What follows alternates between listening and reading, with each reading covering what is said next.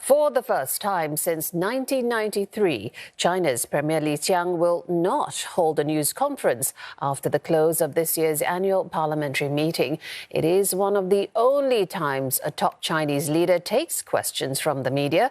The decision comes as a surprise, as it's a departure from a long-standing tradition. CNA's Deborah Wong unpacks why this matters. 统筹考虑以上安排。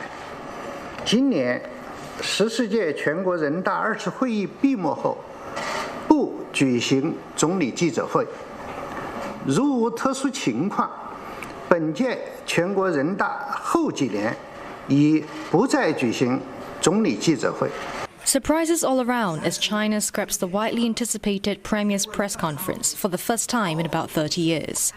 Officials say there usually overlaps in content with other ministerial press conferences, and that reporters would already have access to relevant content. The Premier's press conference was first held in 1988.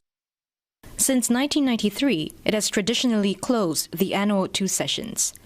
The press conferences offer a rare insight into the inner workings of the government. For instance, the late Qiang, China's last premier, earned his reputation as the people's premier after he drew attention to poverty in the country. His predecessor, Wen Jiabao, was known for tackling hardline issues like political reforms.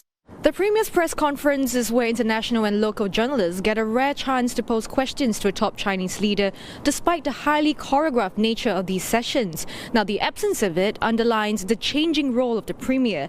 In fact, Qiang's first press conference last year was shorter than that of his predecessors. In recent years, there have been changes to conventions in the way that the government and the party does things. And this appears to be one of them. The official announcement from the government also said that there will be other avenues in which the global press and media would be able to interact with the government. Currently, we don't have enough information on what these alternative avenues are.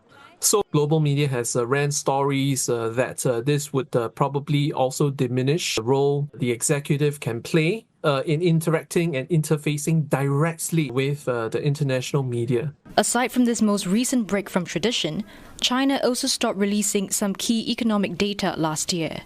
While Chinese President Xi Jinping delayed the 3rd plenum meeting, highly regarded as a key meeting where the government releases major economic policies and reforms.